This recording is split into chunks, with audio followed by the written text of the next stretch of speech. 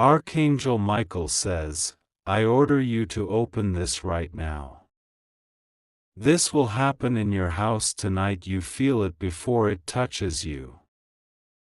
It is the hum beneath your floorboards, the weight in the air that thickens as twilight bleeds into something heavier than night. The moon trembled behind torn clouds hours ago, but now there is only the rustle of breathless things waiting just outside the reach of your understanding. There's no wind, yet the curtains move. The walls, still solid in daylight, feel porous now, like skin soaking in poison. The silence in the house sharpens like a blade, and every shadow feels stitched with watching eyes. Something slipped in through the breach, not a thing of flesh, but a memory made manifest, an ancient wound that has waited until now to reopen. The picture on the mantel tilts. Not by hand. Not by tremor. But by permission. You don't know whose. A permission granted from a realm that watches your family with unsleeping judgment. You pretend it's nothing, yet something in your chest coils, tightens. The past never truly left this house. It simply sank into the floorboards, biding its time. You don't realize the rift first opened the night they lied. Not to you, but about you. In a whisper. In a prayer turned bitter. You were spoken against while you slept, a betrayal not with knives, but with invocation.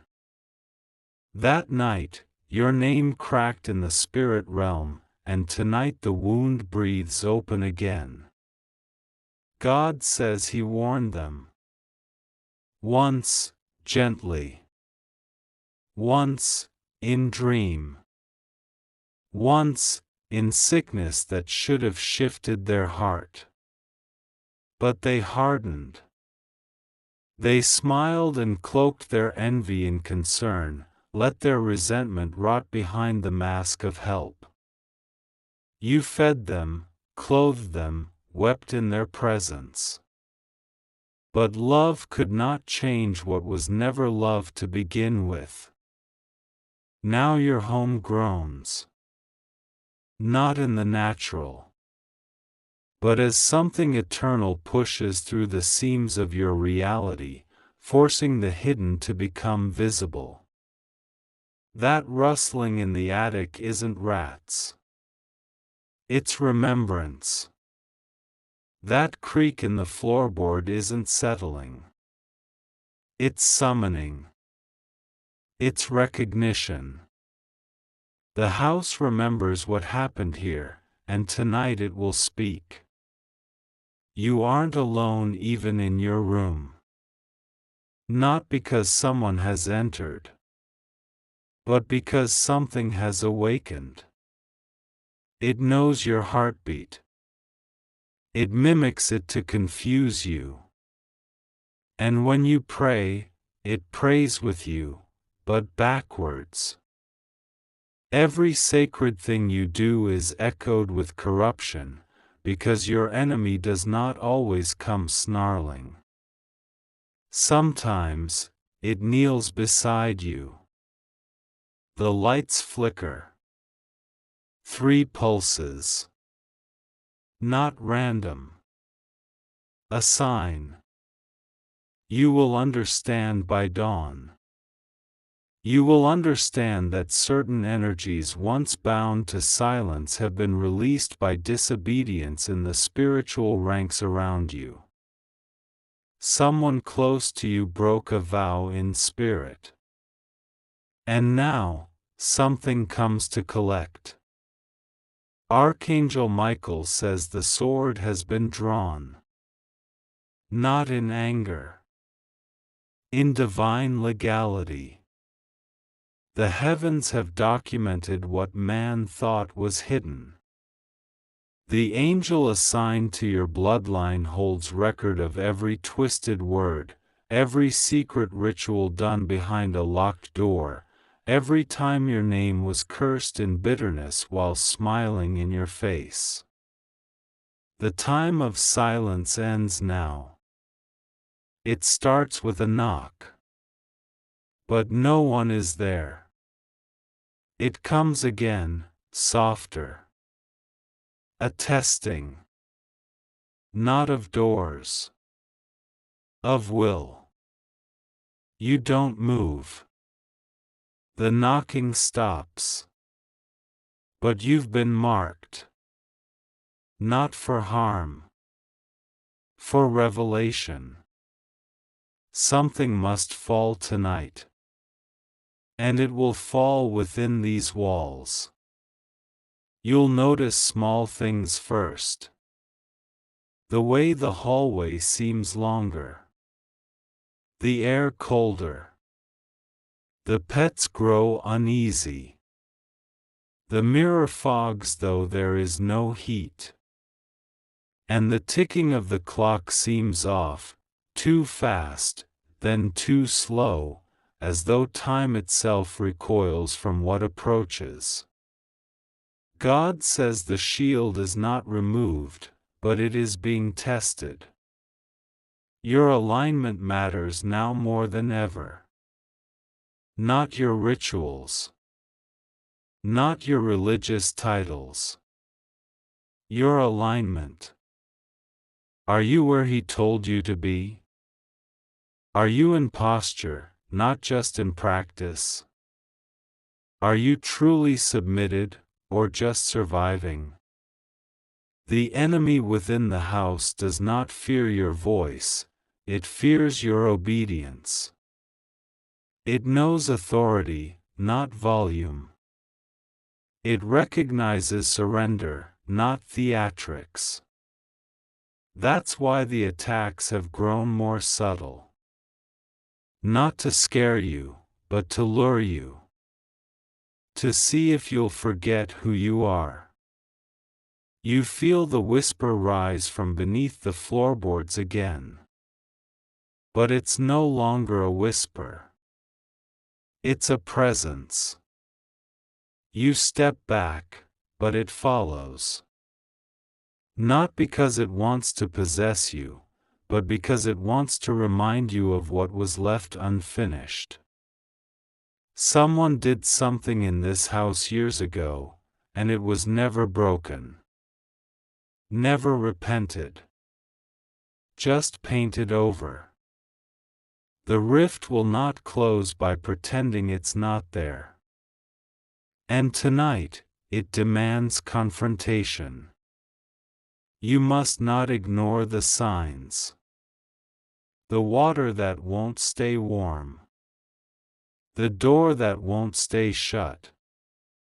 The phone that rings with no one on the other end. These are not accidents. They are alerts. Archangel Micheal says you are the one chosen to confront it.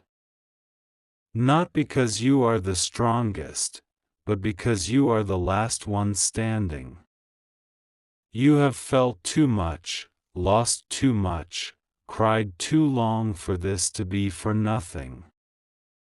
The ones before you failed to shut the gate. But your breath is still counted. You still have access.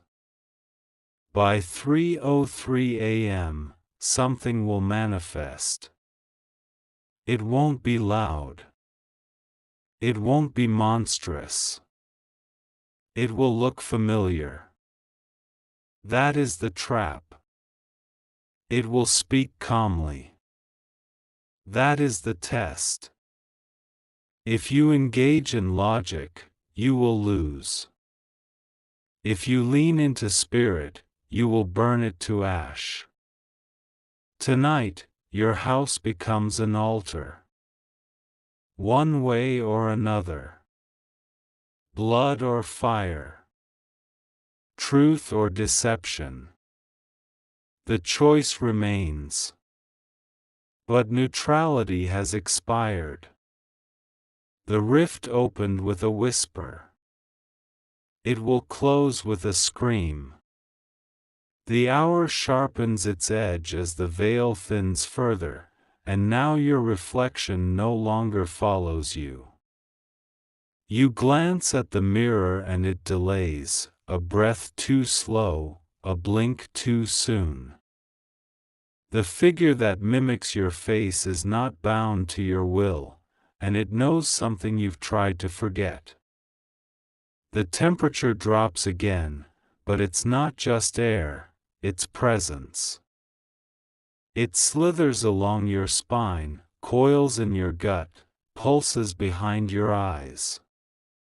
And the mirror pulses with it, as though it's breathing. This is where the spirit once entered, not through ritual, but through permission. Someone invited it, wearing your name like perfume, and now it returns to collect.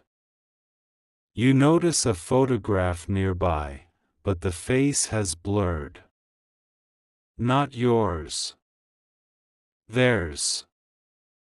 The one who swore loyalty, wept beside you, promised to cover you in prayer, and yet, in spirit, they whispered a trade. Not for gold. For position. For vengeance. For attention masked as justice. They envied what they could not control, and the deal was struck the moment they tried to be you. Archangel Micheal says this is not a simple betrayal. This is ancient. A reenactment. A spiritual replay of the first fracture in heaven, when one who worshipped beside the throne turned their eyes to the throne itself. The spirit in them isn't new.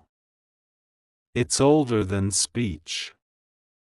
It wears the smile of someone who called you beloved, and it speaks in tones you once trusted.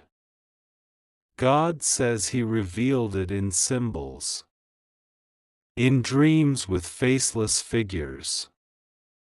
In sudden illnesses. In moments where the room felt hollow despite being full. But you doubted yourself. Because the enemy looked too familiar to fear. That was the plan all along, to wrap treachery in comfort and feed you poison with a hand that once held yours in prayer. Now the mirror breathes. Fogged with memory. Your reflection flickers and for a second, their eyes peer back at you, not yours. The one who shares your blood. Or your bed. Or your title. You know who it is. You've always known. But love made you mute. Mercy made you wait. And now silence has allowed infestation. The betrayal begins to speak. Not aloud. But in your thoughts. A sentence slips and that isn't yours. A phrase you would never think in your own tongue. It is theirs, echoing inside you, an imprint from every moment they stood near you not to bless but to siphon. They fed on your peace. And when it dried, they offered it to something that promised them visibility. Your eyes flick to the corner. The shadow stands there now. Unmoving. Watching. Not new. Not unfamiliar. It's the same silhouette you've seen since childhood. In the closet. In the hallway. In the dream that never fully faded. But tonight it moves.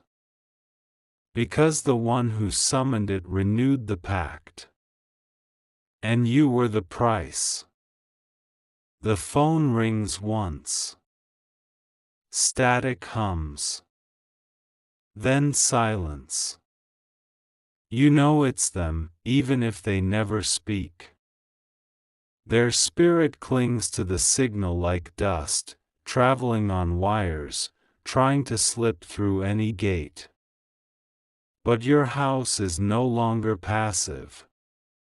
It has awakened, and the spirit realm is loud tonight.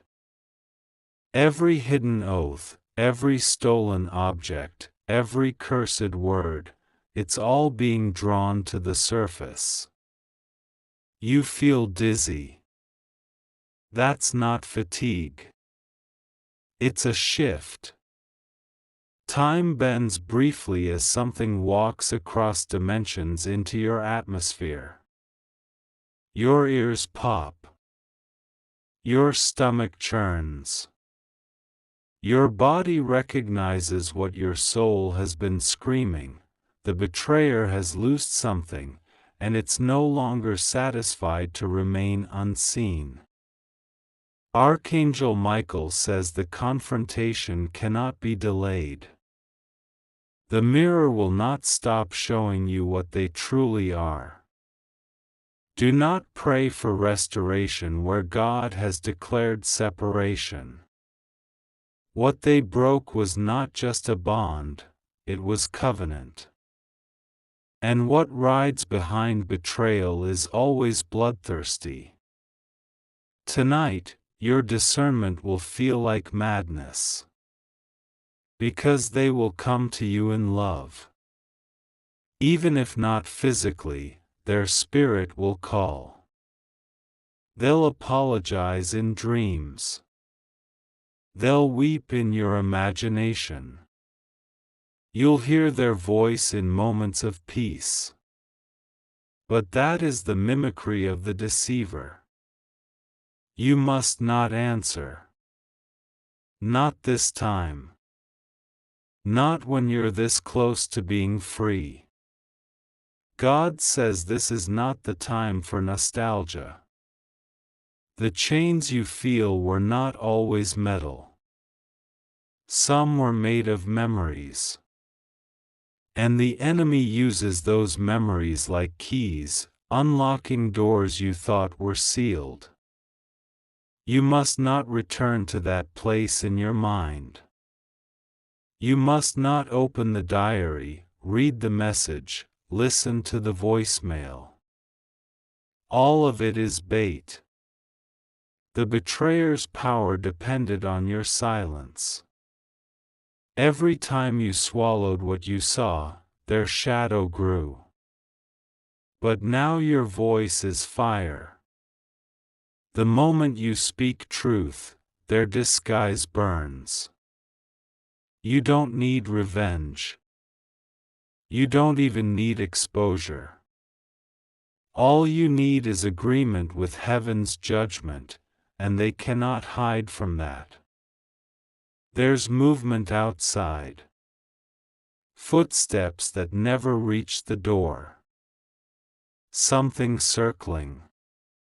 It knows what's happening inside. It waits for the verdict. Because after betrayal is named, justice is released. And this is why the mirror matters. It shows you not just who they are, but who you've become through survival. You are not soft. You are tempered. You are not paranoid. You are prophetic.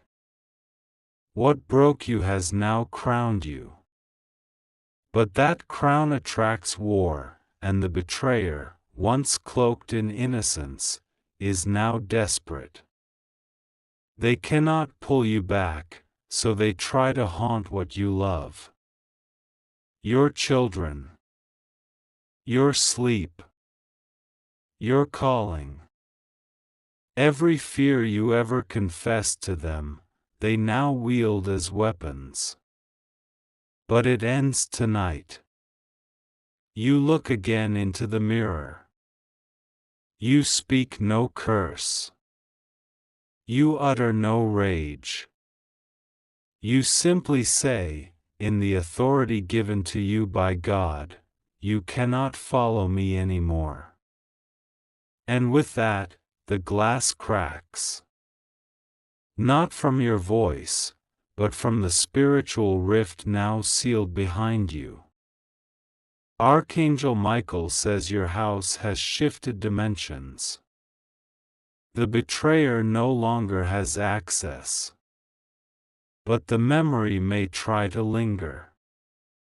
You must cleanse, not just your space, but your inner sanctum. The thoughts, the attachments, the guilt that was never yours. The mirror won't move again. It has done its work. What remains now is your choice. Will you mourn the illusion, or will you celebrate the deliverance? The hour grows swollen with intention. The house no longer pretends to sleep. Even the air vibrates, something between a warning and a welcome. You feel it at the base of your neck, like heat building beneath cold skin. This is no longer about shadows in rooms or whispers in glass. This is the threshold moment. And something holy is descending through the roof. The floors creak again, but now it's in rhythm, like a drumbeat, like footsteps from the heavens. You sense the approach. Not of danger, but of consequence. Something has come to stand witness. The night thickens because time itself bends beneath the weight of divine order. You were chosen for this confrontation. Not because of your perfection, but because of your endurance. God says the angels have been stationed for hours, waiting for your final yes. Not the kind you whisper in fear, but the kind you declare from the fire. You are not being punished, you are being summoned. Your suffering was never wasted. Every ache you silenced, every tear you swallowed, every night you warred alone, it all prepared the ground for this collision. There is now something pacing just outside your front door. It doesn't knock. It doesn't speak. But it waits. You feel its hatred like static in your jaw. It's not new. It's assigned to your bloodline. Fed by the agreements of those who came before you, nurtured by the sin they refused to confess, now emboldened by the traitor who fed it once more. You walk toward the front door, not because you're brave, but because you're chosen. The hallway stretches. The lights dim. The presence grows. You know that if you open it prematurely, it will enter. But if you wait on heaven's word, you will speak and it will flee. The air is so still it aches. Behind you, the rooms feel alive, like every memory you've stored is watching, waiting, judging. The enemy hoped you'd run. It always does. But you are not the one who flees. You are the one who breaks cycles. Archangel Micheal says this house has seen too many unsealed wounds, too many half-fought battles. That changes now. The threshold is sacred. Tonight, either it is claimed by light or it becomes a mouth for darkness. This is not metaphor. This is spiritual legality. The blood at the threshold is real, and heaven is watching for it. You step closer to the door. There's something on the other side. You see nothing, yet your spirit recoils. It's the same force that stood outside your dreams as a child. The same one that hovered when you were on the edge of breakthrough. It's not curious. It's hungry. But its hunger is wrapped in disguise. It will come as someone you almost believed again. It speaks without words, "Let me in." But you know the voice behind it. You've heard it through others. It carries the same cadence. The same accusations. The same need to twist. It offers comfort laced with decay. It offers relief that costs your soul. But you're not the same. The door handle twitches. Not physically. Spiritually. It tests the cracks in your armor. Every grudge you haven't fully released. Every fear you buried instead of casting out. Every ounce of bitterness still trying to masquerade as boundaries. That's the access point. And it knows. You remember the night you nearly gave up. How something cold whispered, "Why stay?" How your phone died and no one called. How the storm outside mirrored the storm within. That wasn't coincidence. That was siege. And the thing at the door has returned, because it believes you're still vulnerable. But God says your vulnerability has become a weapon. That you're breaking birth to purity no enemy can counterfeit. That when you screamed into the void, heaven answered, not in noise, but in movement. And tonight, every angel that ever watched you fight is on alert. You reach for the door, not to open it, but to mark it. You lay your hand on the wood and whisper not to the thing outside, but to the spirit inside you. And the atmosphere shifts. A wind pushes through the hallway, though no window is open. Your bones hum. The lights flicker once more. This time in reverence. Archangel Micheal says now is the moment to sever the line. The generational tie. The hidden pact. The cursed object that was never thrown away. The soul tie left intact out of nostalgia. The secret you said you'd deal with one day. That day is tonight. Not because you're ready. Because it has found you again. You see it now, a faint smear beneath the door. Not dirt. Not water. Blood. But not physical. It's spiritual residue. A symbol of what was given before. Someone before you let it in. And their blood stained the threshold.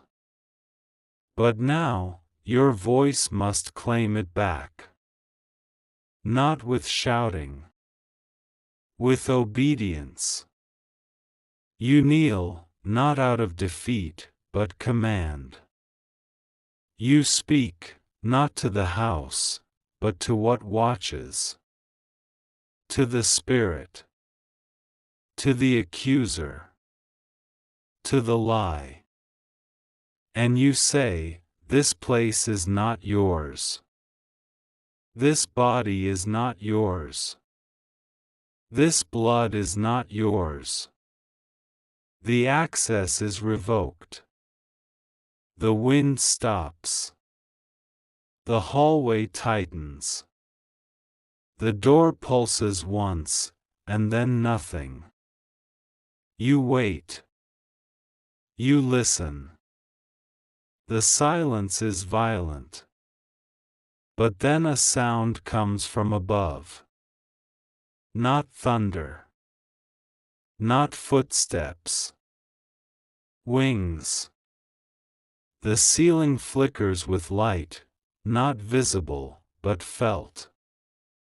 Like heat, like song, like swords unsheathed. And you know.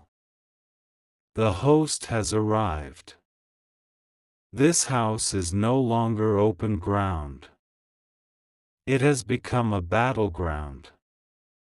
And you have become the tipping point. The smear beneath the door vanishes. Not wiped. Consumed. The blood has been answered by greater blood. The curse has been confronted by covenant. The threshold holds. You stand. The door is still shut. But now, it no longer threatens. It submits. You feel the being outside withdraw, not defeated, but dismissed. Not by you, but by the one who answered your obedience with authority. Tonight, the bloodline shifted. Not because of what they did, but because of what you refused to repeat. The stillness is not peace, it is verdict. The hush that blankets the house now is the silence before sentencing. Every wall, every floorboard, every inch of air is swollen with divine weight. You can feel it pressing in, not to crush, but to confront. Heaven has entered the room like a judge cloaked in thunder, and the reckoning is no longer approaching. It is here. There's no wind. No flickering light. No chilling draft. Yet the room spins, as if the spirit realm is rotating around you, aligning, tightening, closing its grip on every lie ever spoken against your name. This is not a haunting. This is a cleansing. And cleansing begins with exposure. God says this house will not remain how it was. Secrets are surfacing. Objects that carry echoes are humming now. That old box beneath the bed. The jewelry passed down but never prayed over. The book gifted by someone you no longer speak to. All of it stirs. Not because it's evil in form, but because of the spirit that used it as anchor. You don't have to touch them. You only need to say what no one said before: this house belongs to God alone. And the house hears you. Not metaphorically. Not symbolically. The bones of the structure, the foundation beneath the paint and polish, recognize spiritual inheritance. And yours has just been reclaimed. Archangel Micheal says the judgment begins not outside, but inside. Not against others first, but against what you tolerated. Every compromise you excused out of fatigue. Every night you said, "I'm too tired to pray." Every yes you gave with clenched teeth and a hesitant heart. He says this with no shame, only clarity. Because justice doesn't just punish, it purifies. The reckoning peels back everything. Not to humiliate, but to prepare. You asked for transformation. This is what it looks like. The light burns first. And the fire reaches not just your enemies, it touches your memories. Suddenly, you recall words spoken decades ago. Promises you made in anger. Vows you swore in bitterness. Contracts you never thought the spirit realm would remember. But it does. And tonight, all of it must be broken. You reach for the door to your past, the mental one, the emotional one. You thought it was closed. You even told yourself it didn't matter anymore. But it has been leaking. Dripping torment. Feeding the very thing that paced outside your house. You were strong, but you were still chained. Now comes the key. There is light swelling behind your ribcage. Not metaphor. Not poetry. Actual light. Like heat without source.